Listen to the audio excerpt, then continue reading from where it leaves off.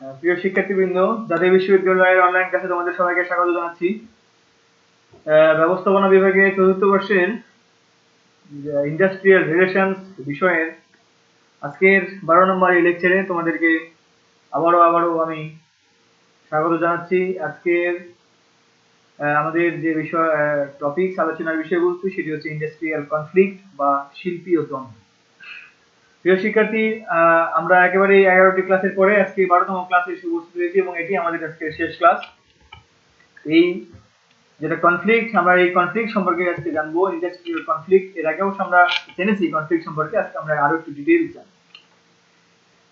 দেখো, এখানে আমি কয়েকটি সংজ্ঞা উপস্থাপনের চেষ্টা করেছি। নিউস্ট্রম এন্ড কেট ডেভিস ওনারা বলেছেন conflict rise from disagreements over the goals to attain or the methods used to the accomplish this goals. অর্থাৎ এখানে বলা হচ্ছে যে লক্ষ্য অর্জন করতে বা লক্ষ্য অর্জনে ব্যবহৃত যে পদ্ধতি, সে পদ্ধতির যে মতানৈক্য বা ঐক্যের অভাব, এটার কারণেই কিন্তু দ্বন্দ্বের সৃষ্টি হয়। এরপরে দেখো, গ্যারি অ্যান্ড স্টার্ক ওনারা বলেছেন যে conflict is behaviour by a person or group that is purposely designed to inhibit the attainment of goals by another person or group. অর্থাৎ দ্বন্দ্ব হচ্ছে কোনো ব্যক্তি বা দলের আচরণ যা দ্বারা উদ্দেশ্যমূলকভাবে অন্য আরেকটা ব্যক্তি বা দলের লক্ষ্য অর্জনে বাধার সৃষ্টি করে। এবং সবশেষে বলা হচ্ছে যে conflict is a, Stephen Robin উনি কি বলেছেন যে conflict is a process that begins when one party perceives that another party has negatively affected or is about to negatively affect something that the first party cares about. অর্থাৎ এখানে বলা হচ্ছে যে দ্বন্দ্ব হচ্ছে এমন একটা প্রক্রিয়া যা শুরু হয় যখন এক পক্ষ এটা প্রত্যক্ষণ করে যে তাদের যে বিষয়ে স্বার্থ রয়েছে সে বিষয়ে অপর পক্ষ নেতিবাচকভাবে সেটা প্রভাবিত করছে এবং সেটার প্রভাবিত হওয়ার হয়তো উপক্রম করে বা করতে পারে, এরকম একটা ধারণা। তো এখানে ঠিক আছে, আসলে এটা মনস্তাত্ত্বিক একটা বিষয়। নিঃসন্দেহে আমরা এটা বুঝতে পারি যে দ্বন্দ্ব অবশ্যই মনস্তাত্ত্বিক কারণ হতে পারে, আবার কার্যক্ষেত্রে বা স্বার্থের কারণেও কিন্তু হতে পারে। তো যেটাই হোক না কেন, দ্বন্দ্ব যে আসলে কোনো একটা শিল্প প্রতিষ্ঠানের জন্য ভালো নয় সেটা কিন্তু অনায়াসে বোঝা যায় এবং আমরা এটা বুঝতে পারি। যাই হোক, আমরা সংজ্ঞাগুলোকে ডিপলি আলোচনা করলাম। এবারে আমরা যে বিষয়টি নিয়ে আলোচনা করবো সেটি হচ্ছে nature and features of industrial conflict. অর্থাৎ যে বৈশিষ্ট্যগুলো রয়েছে সেগুলো তাহলে আমরা আরো বেশি উপকৃত হবো বা আরো বেশি বুঝতে পারবো যে আসলে এই ইন্ডাস্ট্রিয়াল কনফ্লিক্টটা কি জিনিস। এখানে প্রথমে বলা হচ্ছে যে এফেক্ট অফ এনভায়রনমেন্ট, অর্থাৎ এখানে কিন্তু পরিবেশের একটা প্রভাব থাকে। অভ্যন্তরীণ এবং বাহ্যিক যে পরিবেশ, এটা কিন্তু সংগঠনের প্রভাব বিস্তার করে, এটা আমরা সবাই জানি। এবং সময়ের বিবর্তনের সাথে সাথে পরিবেশও কিন্তু পরিবর্তনশীল, পরিবর্তিত হচ্ছে। ফলে সংগঠনের সকল কর্মীদের চাহিদা পূরণ, সেই চাহিদা পূরণ যখন না হবে তখনই কিন্তু এই দ্বন্দ্বটি দেখা দেবে। ইনকমপ্লিটনেস অফ ডিমান্ড, চাহিদার যে অপরিপূর্ণতা, আমরা এখনই বললাম যে অতৃপ্ত যে কর্মীগুলো থাকবে তাদের চাহিদা কিন্তু শেষ থাকবে না। অর্থাৎ মানুষ মাত্রই চাহিদার ভিন্নতা আছে, ফলে কর্মের যে চাহিদা, কর্মীরা যে চাহিদা মেটাতে যদি না পারে তাহলে সেক্ষেত্রে কিন্তু দ্বন্দ্বের সৃষ্টি হবে এবং কর্মীর পদমর্যাদা অনুযায়ী চাহিদা পূরণ যদি না হয় সেক্ষেত্রেও কিন্তু এই শিল্পদ্বন্দ্বের বা শিল্পীয় দ্বন্দ্বের সৃষ্টি হতে পারে। অপোজিট রিলেশনস, বিপরীতমুখী সম্পর্ক থাকবে এই ইন্ডাস্ট্রিয়াল কনফ্লিক্টে এবং যে দুপক্ষের মধ্যে এই ঝামেলাটি হবে বা যে দ্বন্দ্বটি সৃষ্টি হবে সেক্ষেত্রে কিন্তু অবশ্যই অপোজিট রিলেশন থাকে, অর্থাৎ বিপরীতমুখী সম্পর্ক থাকবে। সে বিভিন্ন পরিবেশ থেকে কিন্তু আগত সংগঠনের কর্মীদের মধ্যে সম্পর্ক কিন্তু বিপরীতমুখী থাকবে এবং এই যে দলীয় যে গতিশীলতা, সেই দলীয় গতিশীলতার অভাবেও দ্বন্দ্বের সূত্রপাত হতে পারে। এবং আমরা যেটা বলছি কোল্ড রিলেশন, অর্থাৎ এটা আমরা অনেক সময় বলছি শান্ত সম্পর্ক, এই টাইপসের বা এর প্রত্যাশা পূরণ না হলে কিন্তু দ্বন্দ্বের সূত্রপাত ঘটবে। এটিও যেমন সত্য, আবার দ্বন্দ্ব সাংগঠনিক ব্যক্তি জীবনও কিন্তু নিত্যসঙ্গী এবং একটা জটিল অংশ। অর্থাৎ সংগঠন এবং সংগঠনের যে নিয়োজিত লোকগুলো থাকবে এদের সম্পর্কটা কিন্তু মূলত বিপরীত হয়ে থাকে বা তাদের অবশ্যই একটা কোল্ড রিলেশন বা বৈরী সম্পর্ক থাকে এবং বিশেষ করে ব্যবস্থাপনা এবং শ্রমিকদের যে সাধারণত যে মানসিকতা সেটা কিন্তু সবসময় বিপরীতমুখী হয়ে যায়। ডিফারেন্ট অপিনিয়ন, এখানেও অবশ্যই ডিফারেন্ট অপিনিয়ন, এটাও একটা ইন্ডাস্ট্রিয়াল কনফ্লিক্টের বৈশিষ্ট্য। যে ডিফারেন্ট অপিনিয়ন থাকবে, এই মতামতের ভিন্নতা থাকবে আর কি। তো এক্ষেত্রে আরেকটি বিষয় যে মানে নিজস্ব দাবি থাকে, মানে কর্মীদের নিজস্ব দাবি থাকে, আর নিজস্ব দাবির কারণে কিন্তু মতামতের ভিন্নতা দেখা যায়। সাইকোলজিক্যাল ম্যাটার, অবশ্যই এটি একটি মনস্তাত্ত্বিক বিষয়, এবং সাধারণত মনস্তাত্ত্বিক কারণে সংগঠন এবং কর্মীদের মধ্যে দ্বন্দ্বের সৃষ্টি হবে, এবং এই মনস্তাত্ত্বিক যেটা দিক সেটা অনেক সময় অনেক সময় বিভিন্ন কারণ হতে পারে। সেটা হচ্ছে যে বিভিন্ন সময় এলিনেশন বলা হচ্ছে বিচ্ছেদের কারণে, অর্থাৎ বন্ধু বিচ্ছেদ, সেক্ষেত্রে হতে পারে কোনো একটা নৈরাশ্য থেকে হতে পারে, ফ্রাস্ট্রেশন কিংবা হতাশা, আত্মপূর্ণতা, এক্ষেত্রে হয়তো সেলফ ডিসস্যাটিসফ্যাকশন থেকেও কিন্তু অনেক সময় এই কনফ্লিক্টটা সৃষ্টি হতে পারে। সুবিধার ঘাটতির কথা বলছি, যে লেক অফ ফ্যাসিলিটিস, যে সুবিধার ঘাটতি, অর্থাৎ সংগঠনের কর্মীরা তাদের পক্ষে অধিক সুবিধা আদায়ের জন্য প্রচেষ্টা চালাবে, এবং সংগঠন লোকদের থেকে বেশি কাজ আদায় করার প্রচেষ্টা চালাবে। এতে করে এই দুটি পক্ষের মধ্যে কিন্তু দ্বন্দ্ব চিরাচরিতভাবে লেগে থাকে। মূলত কাঙ্ক্ষিত চাহিদার যে অনুপস্থিতি, এটা থেকে কিন্তু এই সংকটের সৃষ্টি হয়। তো যাই হোক, আবার সাবঅর্ডিনেট, আমরা যদি বলি অর্ডিনেশন, অধীনতার কথা যদি বলি, তাহলে বলবো যে মনস্তাত্ত্বিক চাহিদায় ঐক্য থাকে না, ঐক্য না থাকলে অবশ্যই দ্বন্দ্ব সৃষ্টি হবে। তাছাড়া কর্মীরা যে মনে প্রাণে নেতাকে যদি না মানে, যে অর্থাৎ অধীনতা, সাবঅর্ডিনেশনের যে বিষয়টি, একজন আরেকজনের কথা শুনবে, কিন্তু সেক্ষেত্রে হয়তো শুনলো না, তাহলে সেক্ষেত্রেও কিন্তু এই যে ইন্ডাস্ট্রিয়াল কনফ্লিক্ট সেটি হতে পারে, বা অনেক সময় একজনের সঙ্গে আরেকজনের বিরক্ত কিন্তু তৈরি হবে। তো এই ছিল আমাদের কনফ্লিক্টের কথা, বা nature and features of industrial conflict, এই জিনিসটি নিয়ে আলোচনা করলাম। এবার আমাদের আলোচনার বিষয়বস্তু হচ্ছে কজেস অফ সোর্সিং, অর্থাৎ কি কারণ হতে পারে। আমরা উৎস চিন্তা করব, যে causes or sources of industrial conflict.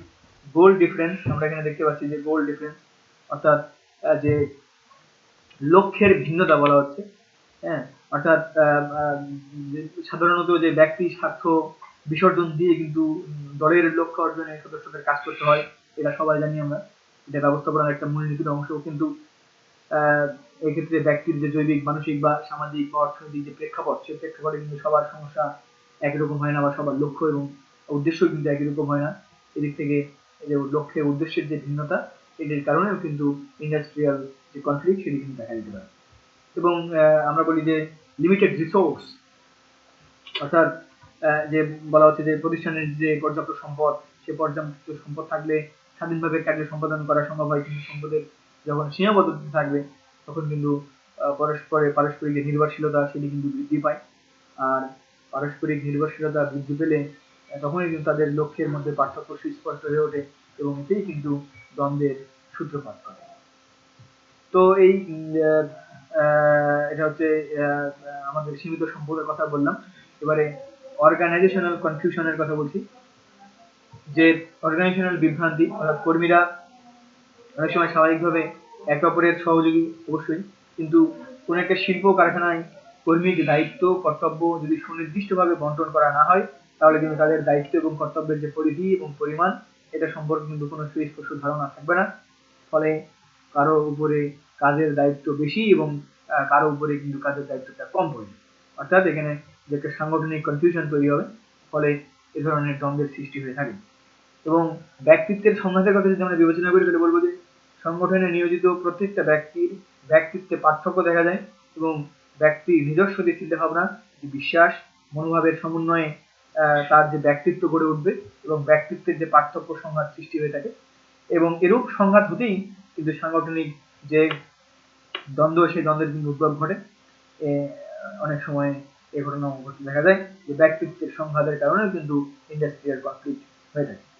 এবারে টাইপস অফ লিডারশিপ, আমরা নেতৃত্বের ধরনের কথা বলছি।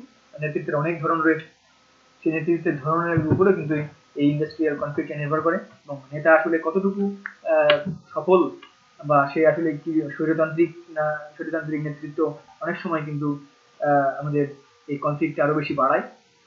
তো সেক্ষেত্রে নেতৃত্বের ধরনও কিন্তু এই ইন্ডাস্ট্রিয়াল কনফ্লিক্টের একটা মূল উৎস হিসেবেও কাজ করে। এবারে কম্পিটিশনের কথা আমরা বলছি। সেই কম্পিটিশনে, অর্থাৎ আমাদের যে প্রতিযোগিতা, সেখানে যে ক্ষেত্র বিশেষে আসলে কর্মীদের যে দক্ষতা, সেই দক্ষতা বৃদ্ধির লক্ষ্যে আমাদের যে কর্মীদেরকে যে প্রতিযোগিতা অনেক সময় হয়ে থাকে এবং বা প্রতিযোগিতা করা হয়, তো প্রতিযোগিতামূলক যেই পুরস্কার ব্যবস্থায় কর্মীগণ কিন্তু নিজে থেকে প্রেরণা লাভ করে না। সেক্ষেত্রে তারা সেক্ষেত্রে কিন্তু কি হয়, যে আমাদের যে প্রতিযোগিতা মোকাবেলা করার জন্য উৎপাদন বাড়াতে হবে, কিন্তু উৎপাদন বৃদ্ধির জন্য অনেক সময় কর্মীদের মনোভাবটা কিন্তু পজিটিভ অলওয়েজ টাইম থাকে না। তখন এই ব্যবস্থাপনা এবং কর্মীদের মধ্যে কিন্তু একটা অসন্তোষ দেখা দেয় বা একটা দূরত্ব সৃষ্টি। আবার শিক্ষাগত যোগ্যতার একটা বিষয় রয়েছে। শিক্ষাগত যোগ্যতা বা প্রত্যক্ষণ ক্ষমতা বা দক্ষতা, অভিজ্ঞতা, এসব কিছু কারণ, অর্থাৎ এগুলো কিন্তু শিক্ষাগত যোগ্যতা যত কম থাকবে তত তারা নেগেটিভ মনোভাব পোষণ করবে বেশি, এবং যত বেশি হবে শিক্ষাগত যোগ্যতা তত কিন্তু তাদের যে নেগেটিভ মনোভাবটা কিন্তু তাদের থাকবে না। তো সেক্ষেত্রে নেগেটিভ এই যে এডুকেশনাল কোয়ালিফিকেশন লোয়ার হওয়ার কারণেও কিন্তু এই শিক্ষাগত যোগ্যতার কারণে কিন্তু এখানে কনফ্লিক্টটা বেশি দেখা যায়। এটাও কিন্তু একটা উৎস। লেক অফ কমিউনিকেশনের কথা যদি চিন্তা করি আমরা, তাহলে এখানে বলবো যে অভাব পরস্পরের সঙ্গে পরস্পরের, যে পরস্পরের সাথে পরস্পর আমরা দেখতে পাচ্ছি যে এখানে একজনের সঙ্গে আরেকজনের যে সম্পর্ক বা একজনের সঙ্গে আরেকজনের যে যোগাযোগ, সেই যোগাযোগটাও কিন্তু খুব একটা ভালো দেখা যায় না। সুতরাং কর্মীদের সাথে যদি ব্যবস্থাপনার দূরত্ব সৃষ্টি হয়, তাহলে তো অবশ্যই সেই যে ইন্ডাস্ট্রিয়াল কনফ্লিক্ট সেটি তো অবশ্যই হবে। তো প্রিয় শিক্ষার্থী, এবারে যেটা দেখাচ্ছি সেটি হচ্ছে, দেখো, লেক অফ মোটিভেশন। এখানে বুঝতে পারছো যে অনেক সময় প্রেরণার অভাব দেখা যায়। আমরা প্রেরণা সম্পর্কে জানি যে প্রেরণা, তোমরা ফার্স্ট ইয়ারে পড়ে এসেছো প্রেরণা কি জিনিস। এমন একটা প্রক্রিয়া, এমন কিছু কার্যকলাপের সমষ্টি যা প্রতিষ্ঠানের কর্মীদেরকে স্বতঃস্ফূর্তভাবে কাজ করার জন্য অনুপ্রাণিত করে কিংবা প্ররোচিত করে। তাহলে সেক্ষেত্রে এই প্রেরণার অভাবে কিন্তু কর্মীরা অনেক সময় নিরুৎসাহিত হয়ে পড়ে, ফলে লক্ষ্য অর্জন সম্ভব হয় না এবং দ্বন্দ্বের সৃষ্টি হয়। ওয়ার্কিং কন্ডিশন বা ওয়ার্কিং প্লেস যেটা আমরা বলছি, কার্য পরিবেশ। এই কার্য পরিবেশের ক্ষেত্রে অনেক সময় কার্য পরিবেশ বিভিন্ন ধরনের হতে পারে। আমরা জানো পরিবেশের যে উপাদানগুলো রয়েছিল আমাদের, প্রাকৃতিক পরিবেশ, রাজনৈতিক পরিবেশ, অর্থনৈতিক পরিবেশ, সামাজিক সাংস্কৃতিক পরিবেশ, এই সব কিছু মিলিয়ে আমরা যদি ভৌগোলিক পরিবেশের কথা চিন্তা করি, সব মিলিয়ে কিন্তু পরিবেশের যতগুলো উপাদান রয়েছে, সব উপাদানগুলো কিন্তু সবসময় পজিটিভ হয় না, আর নেগেটিভ উপাদানগুলো কিন্তু এই প্রতিষ্ঠানের এই কনফ্লিক্ট সেটি কিন্তু একটু বেশি। আবার নির্ভরশীলতার কথা বলছি, যে প্রতিষ্ঠানের সদস্যগণ কিন্তু দেখবে যে ডিপেন্ডেন্সি, অর্থাৎ একজন আরেকজন নানা কারণে কিন্তু নির্ভরশীলতার সম্পর্কে আবদ্ধ, এবং এজন্য কিন্তু একে অপরকে কিন্তু অনেক সময় প্রভাবিত হয়। নির্ভরশীলতার কারণে কেউ অবশ্যই যে অন্যায় সুযোগ, সে অন্যায় সুযোগ গ্রহণ করতে যখন চাইবে, তখন সেক্ষেত্রেই দ্বন্দ্বের সৃষ্টি হবে। আবার অনেক সময় বাংলাদেশের প্রেক্ষাপটে বা সব দেশের প্রেক্ষাপটে কারাপশন, এই দুর্নীতি, সেটিও কিন্তু এই যে ইন্ডাস্ট্রিয়াল কনফ্লিক্ট সেটি কিন্তু উৎস। আবার যে প্রশাসনের কথা বলছি, সে প্রশাসনে দুর্বল প্রশাসন যদি হয়, তাহলে সেক্ষেত্রে দ্বন্দ্ব লেগেই থাকবে, এবং সবল এবং কার্যকর প্রশাসন দ্বন্দ্ব নিরসন আসলে বিবিধ পদক্ষেপ গ্রহণ করতে পারবে। এবং মর্যাদার দ্বন্দ্বের কথা আমরা বলছি, স্ট্যাটাস কনফ্লিক্ট যেটা বলছি, কিন্তু সামাজিক মর্যাদার দ্বন্দ্ব অবশ্যই। সেক্ষেত্রে মানে কেউ মানে কেউ নিজেকে অপরের চেয়ে গুরুত্বপূর্ণ মনে করে, যা অন্যরা পছন্দ করে না। এটি আসলে ব্যক্তিত্বের সঙ্গে বা নেতৃত্বের দুর্বলতা থেকে হতে পারে। এবং আমরা যদি আঞ্চলিকতার চিন্তা করি, তাহলে দেখবো যে ক্ষুদ্র ব্যক্তি স্বার্থে সংগঠনে আঞ্চলিকতার সৃষ্টি হয়, এবং এই আঞ্চলিকতার কারণে সদস্যদের মধ্যে দ্বন্দ্ব জন্ম নেয়, এবং আঞ্চলিকতা পরিহার করতে যদি আমরা না পারি, তাহলে সেক্ষেত্রে কিন্তু কর্মীদের দ্বন্দ্বে জড়িয়ে পড়ার সম্ভাবনা থাকে। তো যাই হোক, এই জিনিসগুলো ছিল আমাদের যে causes or sources of industrial conflict. আমরা অনেক সময় ধর্মীয় কারণে বা ধর্মীয় কারণেও কিন্তু অনেক সময় কনফ্লিক্ট দেখা দিতে পারে। তো এই আঞ্চলিকতার ভিত্তিতেও হতে পারে। তো আমরা এই জিনিসগুলো দেখলাম যে আসলে কোন কোন জায়গা থেকে আমাদের এই ইন্ডাস্ট্রিয়াল কনফ্লিক্টটা আসলে আসতে পারে। যাই হোক, এবারে আমরা যে জিনিসটি নিয়ে আলোচনা করবো সেটি হচ্ছে ক্লাসিফিকেশন অফ ইন্ডাস্ট্রিয়াল কনফ্লিক্ট। তোমরা দেখতে পাচ্ছ person conflict, group conflict and organisational or industrial conflict. এখানে আমাদের যে বিষয় সেটি হচ্ছে যে প্রত্যেকটা জিনিস কিন্তু ইন্ট্রা কনফ্লিক্ট এবং ইন্টার কনফ্লিক্ট এই দুটির মধ্যে কিন্তু বিভক্ত। আমরা দেখব যে ইন্ডাস্ট্রিয়াল বা অর্গানাইজেশনাল যে কনফ্লিক্ট সেটি প্রথম অবস্থায় 3 ভাগে ভাগ করা হয়েছে। আমরা আসলে সহজ কথা হচ্ছে দুই বা ততোধিক ব্যক্তি বা কার্যদল যখন কোনো একটা বিষয়ে সম্মত হতে পারে না, তারা যখন বিরোধে লিপ্ত হয়, তখন এখানে আমরা তাকে দ্বন্দ্ব বলছি। এই ব্যক্তিক দ্বন্দ্বের কথা যদি আমরা বলি তাহলে এটাও অন্তব্যক্তিক দ্বন্দ্ব, একটা হচ্ছে ইন্ট্রা আর একটা হচ্ছে ইন্টার ইন্ডিভিজুয়াল। তাহলে সব ক্ষেত্রে তাই, এখানে পার্সন বলা হচ্ছে পার্সোনাল, তাহলে সেক্ষেত্রে এখানেও আমরা বলতে পারি ইন্ট্রা পার্সোনাল কনফ্লিক্ট, আর একটা হচ্ছে ইন্টার পার্সোনাল কনফ্লিক্ট।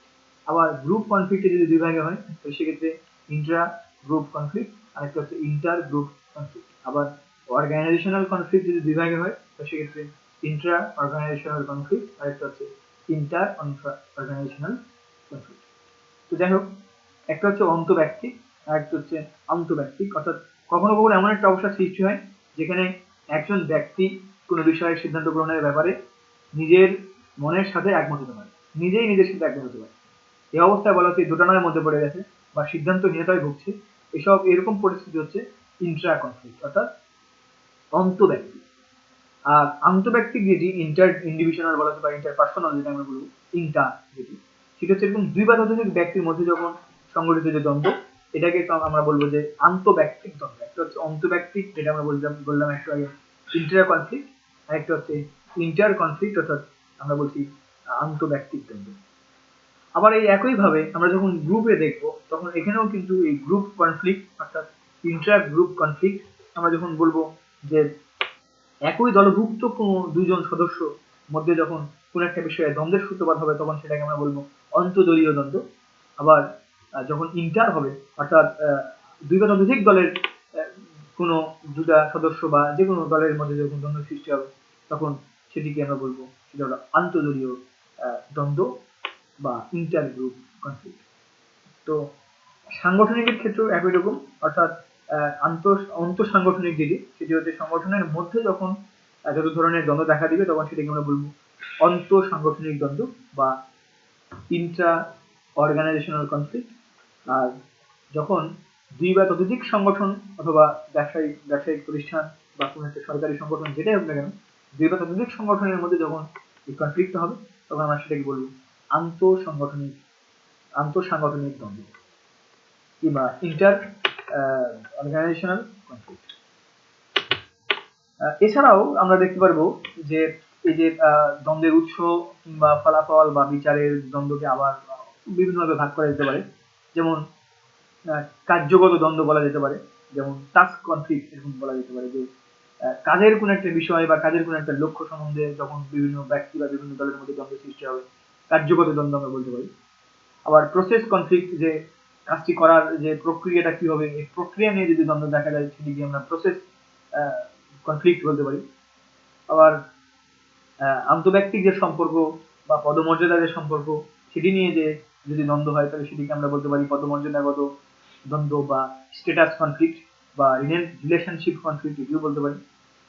আবার অনেক সময় ক্রিয়ামূলক দ্বন্দ্ব হতে পারে, যেমন এরূপ দ্বন্দ্ব সাধারণত তোমার যে দলীয় যে লক্ষ্য সেটিকে সমর্থন মানে যে কার্য সম্পাদন সেই কার্য সম্পাদনের যে প্রক্রিয়া সেটির উপর ভিত্তি করে যখন দ্বন্দ্ব হবে তখন সেটাকে আমরা ক্রিয়ামূলক দ্বন্দ্ব বা ফাংশনাল কনফ্লিক্ট বলতে পারি।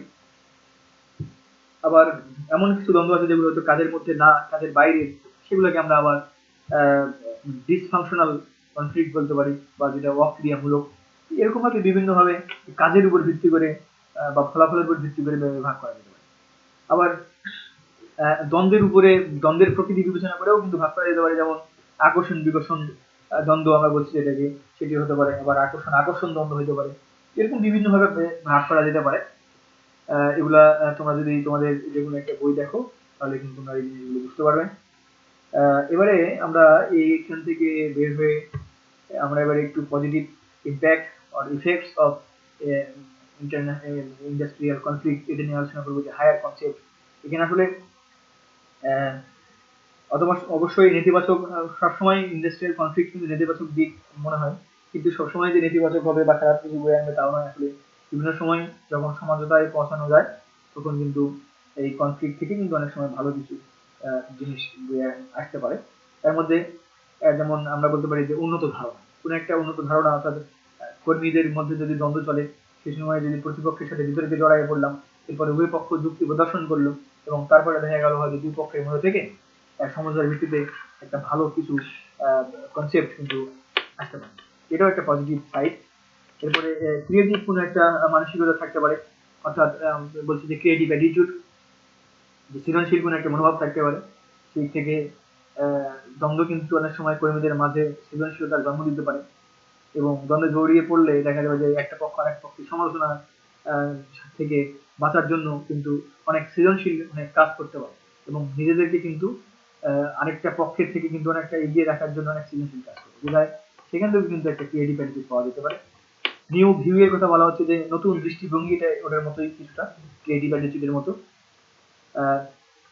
এখানে এস্টিমেটিং ক্যাপাসিটি বা ক্যাপাবিলিটির কথা বলা হচ্ছে যে সামর্থ্যের সামর্থ্য যাচাই, অর্থাৎ অনেক সময় কর্মীগণ কিন্তু কর্তৃপক্ষের কাছে অভিযোগ পেশ করার সময় কি পরিমাণ সুবিধা পাবে তা যাচাই করে আগে দেয়। কারণ মানে তারা জানে যে উপযুক্ত যে সামর্থ্য এর অভাব যদি থাকে তাহলে কর্তৃপক্ষের কাছ থেকে কিন্তু সেই সুবিধাটা আদায় করা যাবে।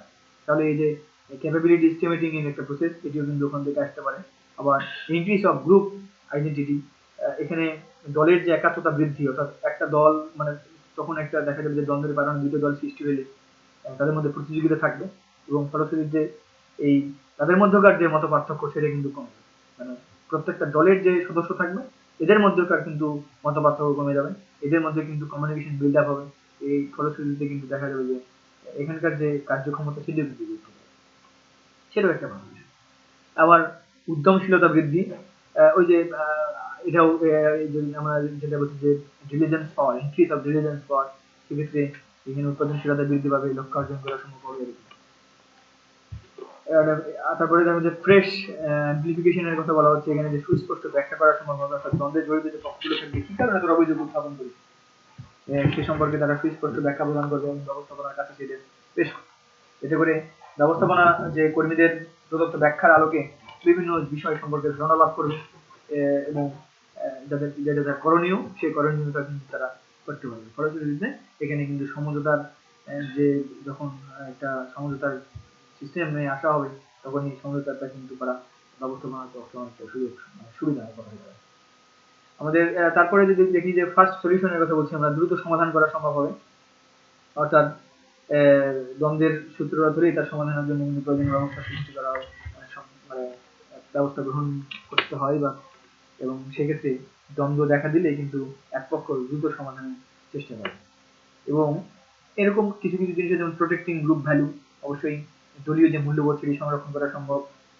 এরপরে ইনফ্লুয়েন্স অফ কালেক্ট ইনফরমেশন, আমাদের যে তথ্য সংগ্রহ সেই তথ্য সংগ্রহের কিন্তু উৎসাহ দান করা, ইনফ্লুয়েন্স কালেক্ট, এখানে বলা হচ্ছে যে অনেক সময় কিন্তু সমস্যা সমাধান এবং কর্ম সম্পাদনের জন্য প্রয়োজনীয় তথ্য সংগ্রহে কিন্তু এই কর্মীদেরকে উদ্বুদ্ধ করা হয় বা উৎসাহিত করা। Action centralisation, act as catalyser, এই বিভিন্নভাবে এটা সাহায্য করতে পারে। এরপরে দেখো যে increasing obedience to group, increase organisation effectiveness, এরকম এগুলো ছিল আমাদের পজিটিভ ইম্প্যাক্ট বলা যেতে পারে বা অ্যাডভান্টেজ বলা যেতে পারে। আমরা এরকম কিন্তু আমাদের আরো আছে, সেটি হচ্ছে যে আমরা কিন্তু এবারে যেটা দেখবো সেটি হচ্ছে যে আমাদের খারাপ দিকগুলো, অর্থাৎ নেগেটিভ যে ইফেক্ট সেই জিনিসগুলো আমরা একটু দেখবো যে নেগেটিভ কি থাকতে পারে। শুরুতে নেগেটিভের যে আলোচনা সেখানে অবশ্যই দেখতে পাচ্ছি আমরা ন্যারো প্লেজার, অর্থাৎ হীন স্বার্থ থাকতে পারে অনেক সময়। সেখানে যে দ্বন্দ্বে যারা লিপ্ত থাকবে সেই পক্ষগুলোর মধ্যে একে অপরের সাথে স্বার্থের বিরুদ্ধে কাজ করে থাকে এবং তার প্রয়োজনে তারা কিন্তু অপরকে কিন্তু বঞ্চিত করতেও কিন্তু দ্বিধাবোধ করে না। ফলে যে ট্রেড ইউনিয়ন তারা কিন্তু এই সুযোগটা গ্রহণ করে এবং তাদের যে হীন স্বার্থ সেই স্বার্থটা কিন্তু তারা উদ্ধার করে। এবার ডিস্টেন্সের কথা বলছি, অবশ্যই এটা একটা খারাপ দিক, কেননা একটা মানসিক দূরত্ব কিন্তু সৃষ্টি হয় এই দ্বন্দ্বে জড়িত পক্ষগুলোর মধ্যে এবং এতে করে কিন্তু সহমর্মিতা এবং সহায়তার যে একটা মনোভাব ছিল এটা কিন্তু ধীরে ধীরে খারাপের দিকে যায়। এবং মেন্টালিটি অফ ক্রিয়েটিং প্রবলেম, অবশ্যই এটা যে সমস্যা সৃষ্টির যে মানসিকতা সেটি কিন্তু আরো প্রকট হয়ে দাঁড়ায়, মানে তখন কিন্তু মানুষ একটা পক্ষের বিরোধিতার জন্য বিরোধিতা করতে হবে তাই। অর্থাৎ দ্বন্দ্ব থেকেই কিন্তু দ্বন্দ্বে লিপ্ত পক্ষ সময়ের মধ্যে বিভিন্ন ধরনের সমস্যা তখন সৃষ্টি হয়, এবং এই দ্বন্দ্ব সৃষ্টির যে মানসিকতা, এখান থেকেই কিন্তু অনেক সুন্দর সুন্দর যে মানে প্রতিষ্ঠান পরিকল্পনা গ্রহণ করে বা হয়তো সিদ্ধান্ত গ্রহণের ক্ষেত্রে যে একটা বিঘ্ন, সেই বিঘ্ন কিন্তু সৃষ্টি হয়। এবং আরেকটা বিষয় যে অ্যাগ্রেশন অফ ফেইলার, আমরা এখানে বলছি যে পরাজয়ের যে গ্লানি, সেই গ্লানিটা কিন্তু এখানে থেকে যায়। অর্থাৎ দ্বন্দ্বে লিপ্ত যে পক্ষসমূহ, তাদের মধ্যে মীমাংসায় পৌঁছতে হলে কোনো পক্ষ কিন্তু ছাড় দিতে হবে, এবং যে পক্ষ ছাড় দেয় সে পক্ষ আসলে পরাজিত হয়েছে এমন একটা অপমানিত বোধ লাভ করে, সেখানে কিন্তু কেউ ছাড় দিতে চায় না, বা প্রতিশোধ নিতে তারা কিন্তু যদি হেরে যায় বা তারা যদি পরাজয় হয়ে যায়, তাহলে কিন্তু সেক্ষেত্রে তারা কিন্তু পরবর্তীতে আবার প্রতিশোধ নেওয়ার জন্য তারা কিন্তু উঠে পড়া লাগে, এবং প্রতিশোধ নিতেও কিন্তু তারা কুণ্ঠাবোধ করে না। তবে সেক্ষেত্রেও এখানে এটাও একটা খারাপ দিক। আবার এরকম চিন্তা করা যেতে পারে যে স্বৈরতান্ত্রিক যে নেতৃত্ব, আমরা যেটা বলি যে অটোক্রেটিক যে লিডারশিপ, সেটা উত্থান ঘটে সেখানে। গণতান্ত্রিক নেতৃত্ব তখন আসলে জরুরি অবস্থায় কিন্তু ভালো ফলাফল প্রদান করে না। এই কারণে অনেক সময় যে দ্বন্দ্ব স্বৈরতান্ত্রিক নেতৃত্বের কিন্তু জন্ম দেয়, এবং এখানে যে সদস্যদের মধ্যে যে একটা সৃজনশীলতা ছিল, সেটি কিন্তু আবার বিঘ্ন ঘটে, এবং মনোবলের কিন্তু চরম একটা বিরূপ প্রভাব ফেলে। আবার আমরা দেখতে পাই যে শ্রম ঘূর্ণায়মানতার কথা যদি আমরা বলি, যে লেবার টার্নওভারের কথা, তো সেক্ষেত্রে কিন্তু যখন এরকম দ্বন্দ্ব ঘটে, তখন কিন্তু এই যে শ্রমিকরা ছিল শান্তিপ্রিয় শ্রমিক, তারা কিন্তু আর সেখানে থাকতে চায় না, সংগঠন ছেড়ে চলে যেতে চায়। সেক্ষেত্রে কিন্তু আবার লেবার টার্নওভারটা কিন্তু মানে শ্রমের যে ঘূর্ণায়মানতা, সেটা কিন্তু আবার বৃদ্ধি পায়, এবং সংগঠনও কিন্তু দক্ষ শ্রমিক হারায়। ফলশ্রুতিতে এটা কিন্তু একটা সংগঠনের লস। আবার যে ফেইথলেসনেস এন্ড সাসপিশন, যেটাকে বলা হচ্ছে আমাদের যে সন্দেহ বা আস্থাহীনতা একটা পক্ষের সাথে আরেকটা পক্ষের, এটি কিন্তু বেড়ে যায়। কনফ্লিক্ট বিকামস কম্প্যাক্ট, এই দ্বন্দ্বটা কিন্তু অনেক ঘনীভূত হয়। Obstructions to peace and amity, অর্থাৎ যে বাধা হয়ে দাঁড়ায়, অবস্ট্রাকশন হয়ে দাঁড়ায় শান্ত বা যে শান্তি এবং যে সমৃদ্ধি, এটি রক্ষায় কিন্তু বাধা হয়ে দাঁড়ায় এই দ্বন্দ্বটি। এবং ডিক্রিজড কমিউনিকেশন, আমি একটু আগে বললাম যে যেটা যোগাযোগ, সেই যোগাযোগহীনতা সৃষ্টি হয়, অর্থাৎ যোগাযোগটা কিন্তু কমে যায়। আর ডিস্টর্টেড পারসেপশন, অর্থাৎ আমাদের যে প্রত্যক্ষণ, সেই প্রত্যক্ষণটা কিন্তু অলওয়েজ টাইম তখন ভ্রান্ত হয়ে যায়। অর্থাৎ পছন্দ না হলে, অবশ্যই একটা পক্ষকে পছন্দ না হলে, তখন এর পক্ষও কিন্তু ওই পক্ষ সম্পর্কে যত কিছু প্রত্যক্ষণ করে সবই কিন্তু ভ্রান্ত প্রত্যক্ষণ, অর্থাৎ খারাপ মেন্টালিটি নিয়ে কিন্তু তাকে দেখা শুরু করে। এদিক থেকে দেখতে গেলে যে তারা যদি কিছু ভালো কাজও করে, সেক্ষেত্রে সেটাকেও কিন্তু তারা নিতে পারে না। অর্থাৎ একে অন্যের প্রেরণা দেওয়া তো দূরের কথা, প্রত্যাশা বা সবকিছুর ক্ষেত্রেই তখন কিন্তু একটা ভুল ধারণা গ্রহণ করে, এবং এই নিজস্ব একটা ব্যাখ্যা প্রদান করে, যে এটাকে ভুল প্রমাণ করার জন্য নিজস্ব একটা ব্যাখ্যা প্রদান করে। ফলশ্রুতিতে ওই প্রতিষ্ঠানটা কিন্তু অনেক বেশি পিছিয়ে যায়। সুতরাং খারাপ দিক ভালো দিক আছে, কিন্তু আমরা যদি একটু খারাপ দিক ভালো দিক দেখি, তাহলে দেখতে পাবো যে খারাপ ভালো দিকের তুলনায় খারাপ দিকগুলো বেশি। সুতরাং প্রত্যেকটা প্রতিষ্ঠান চাইবে যে ওর ভিতরে যেন ইন্ডাস্ট্রিয়াল কনফ্লিক্ট না থাকে। চলো এবারে আমরা দেখি রিসলভিং ইন্ডাস্ট্রিয়াল কনফ্লিক্ট আসলে কিভাবে বা কি প্রক্রিয়া অনুসরণ করলে আমরা এই যে সংঘর্ষ বা যে একটা দ্বন্দ্ব, সেই দ্বন্দ্বকে আসলে আমরা কিভাবে এটাকে নির্মূল করতে পারি বা নিরসন করতে পারি। তো প্রবলেম সলভিং, শুরুতেই আসলে সমস্যার সমাধান করতে হবে, এবং আমরা জানি যে সমস্যা যখন শুরু হয় তখন হয়তো মৃদু হয়, তারপর আবার আরেকটা সময় এসে যায় সেটাকে চরম আকার ধারণ করে। তো এখানে আচরণ বিজ্ঞানী এবং সমাজ বিজ্ঞানীরা কিন্তু দ্বন্দ্ব নিরসনের অনেকগুলো পদ্ধতি অ্যাপ্লাই করেছেন। তার ভিতরে একটা পদ্ধতি হচ্ছে সমস্যা সমাধান। এখানে আসলে দ্বন্দ্ব নিরসনের একটা সহজ পদ্ধতি বলা হয় এটাকে, এবং দ্বন্দ্বের যে কারণ, সেই কারণটি যুক্তিসঙ্গত যদি মনে হয়, তাহলে সেক্ষেত্রে সেটি অবশ্যই সমাধানের জন্য অর্থাৎ ইমিডিয়েট অ্যাকশন গ্রহণ করতে হবে, এবং সেক্ষেত্রে সেটা সলভ করতে হবে। এবং সেটা যদি তাড়াতাড়ি করে সলভ হয়ে যায়, তাহলে কিন্তু এটি আর গুরুতর কিছু হয় না, বা এটি আর অনেক বেশি ঘনীভূত হওয়ার সুযোগ পায় না। এবং এখানে বলা হচ্ছে যে ইনফরমেশন কালেকশন এখানে দ্বন্দ্ব নিরসনের অবশ্যই একটা প্রথম পদক্ষেপ, এবং সেক্ষেত্রে অবশ্যই দুটা পক্ষ থেকেই এখানে তথ্য সংগ্রহ করতে হবে, এবং প্রকৃত পক্ষে জন দিয়ে যে প্রাথমিক অবস্থায় পূর্ণ পক্ষই যেন কঠোর মনোভাব পোষণ না করে, এদিকে খেয়াল রাখতে হবে।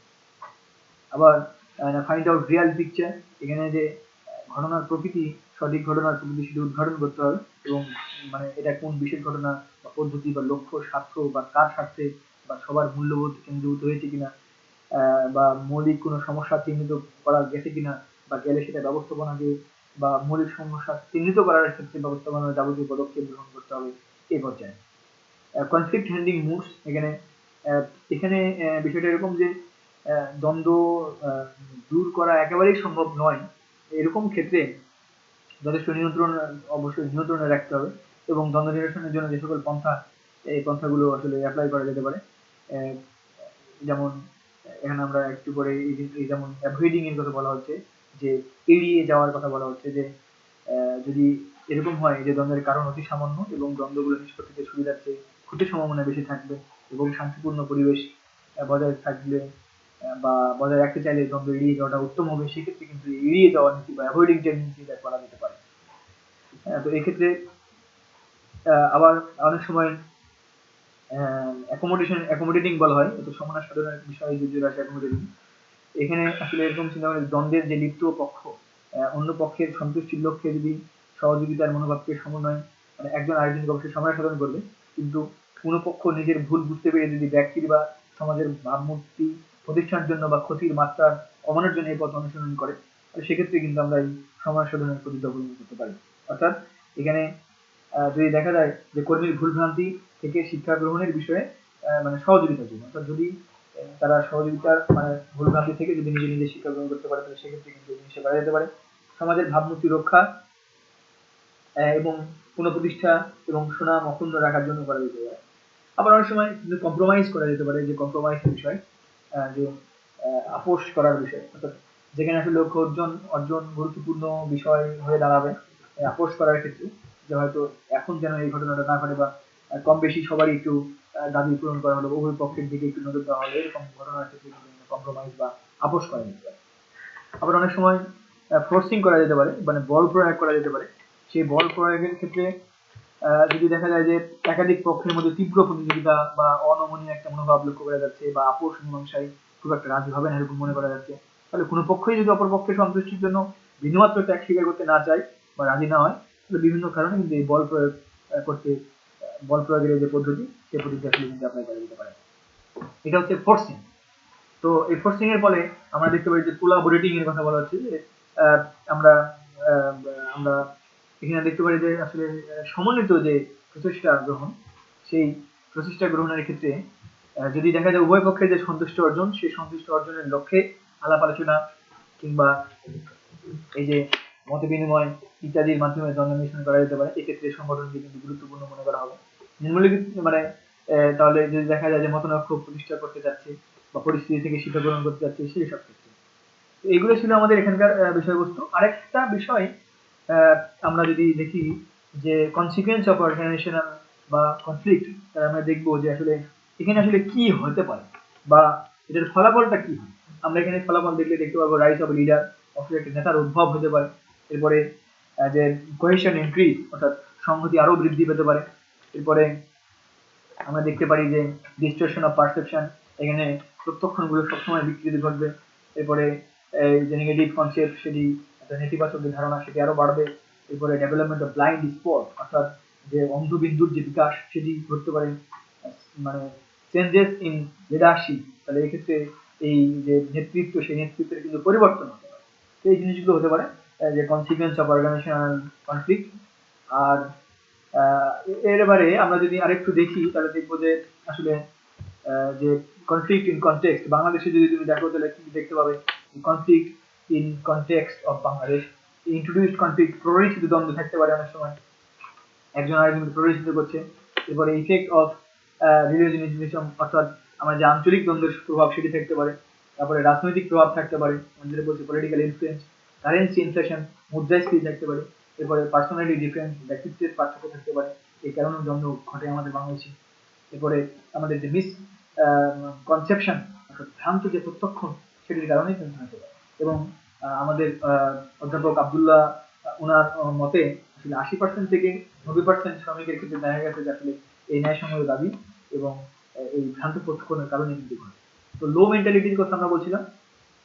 তো এই লো মেন্টালিটি আমরা যেটা সংকীর্ণমনা বা সংকীর্ণতার কারণেও কিন্তু আমরা এই বাংলাদেশে কিন্তু এই কনফ্লিক্টটা দেখা যায়। এরপরে আমরা যে বিষয়টি নিয়ে কথা বলবো সেটি হচ্ছে view of management about conflict. এখানে দেখতে পাই আমরা যে দ্বন্দ্ব সম্পর্কে বাংলাদেশের যে ব্যবস্থাপনার দৃষ্টিভঙ্গি সেই বিষয়টি, অর্থাৎ এখানে দ্বন্দ্বের বিষয়বস্তু নিয়ন্ত্রণ, আমরা বলছি কন্ট্রোল কনফ্লিক্ট সাবজেক্ট।